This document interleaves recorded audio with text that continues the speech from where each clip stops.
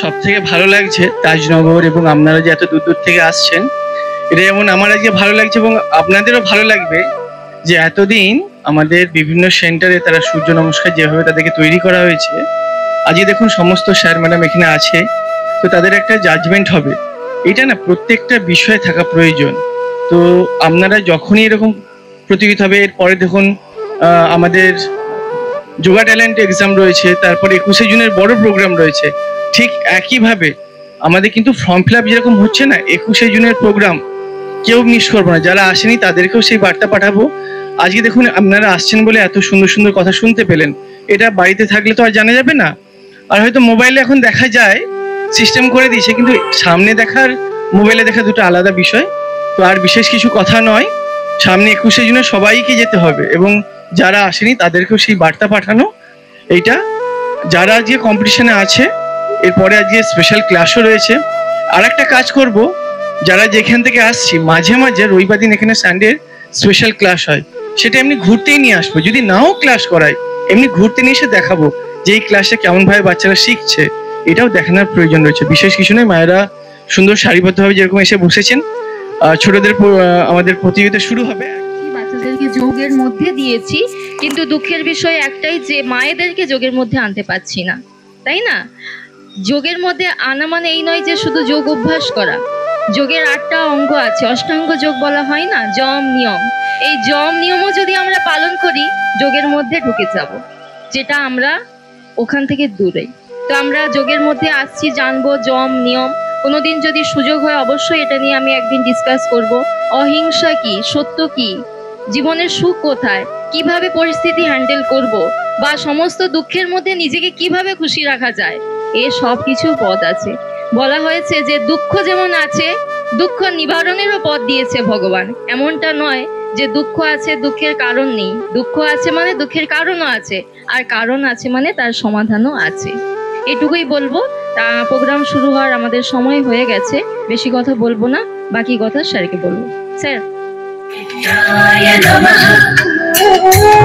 ओम रवये नमः, ओम सूर्याय नमः, ओम भानवे नमः, ओम खगाय नमः, ओम पूष्णे नमः, ओम हिरण्यगर्भाय नमः, ओम मरीचये नमः, ओम आदित्याय नमः, ओम सवित्रे नमः, ओम अर्काय नमः, ओम भास्कराय नमः, ओम मित्राय नमः, ओम रवये नमः, ओम सूर्याय नमः,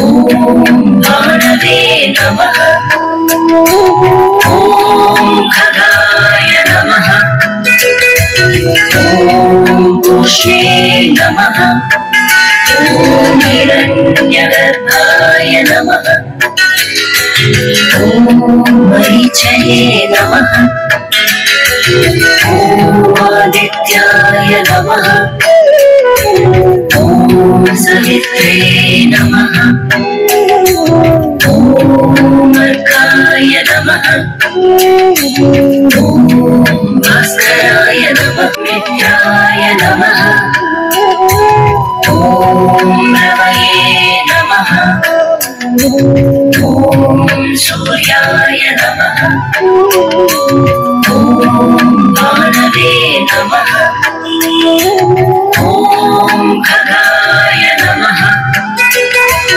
ओम पूष्णे नमः, ओम हिरण्यगर्भाय नमः, ओम मरीचये नमः, ओम आदित्याय नमः, ओम सवित्रे नमः, ओम अर्काय नमः, ओम भास्कराय नमः,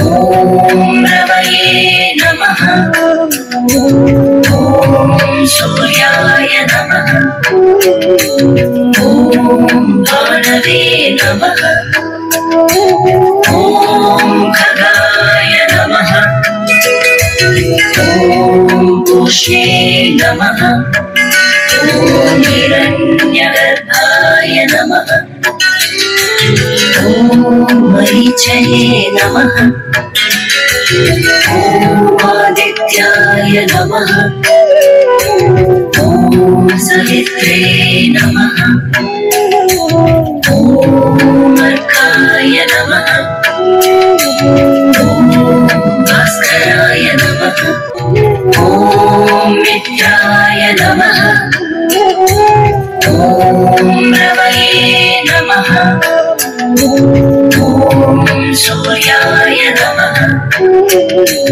ॐ भानवे नमः ॐ खगाय नमः ॐ पूष्णे नमः ॐ हिरण्यगर्भाय नमः ॐ मरीचये नमः ॐ आदित्याय नमः ॐ सवित्रे नमः ॐ अर्काय नमः ॐ भास्कराय नमः मित्राय नमः ॐ रवये नमः ॐ सूर्याय नमः ॐ भानवे नमः ॐ खगाय नमः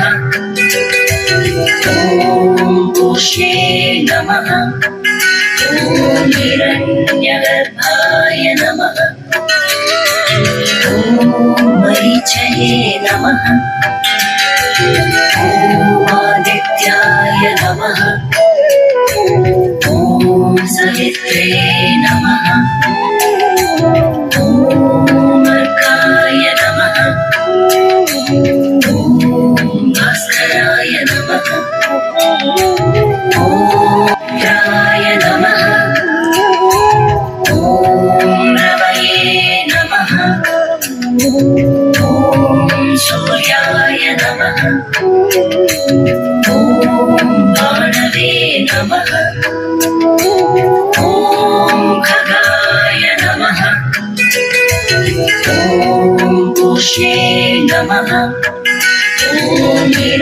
हिरण्यगर्भाय नमः ॐ मरीचये नमः ॐ आदित्याय नमः ॐ सवित्रे नमः ॐ अर्काय नमः ॐ भास्कराय नमः ॐ मित्राय नमः ॐ रवये नमः ॐ सूर्याय नमः ॐ भानवे नमः ॐ खगाय नमः ॐ पूष्णे नमः ॐ हिरण्यगर्भाय नमः ॐ मरीचये नमः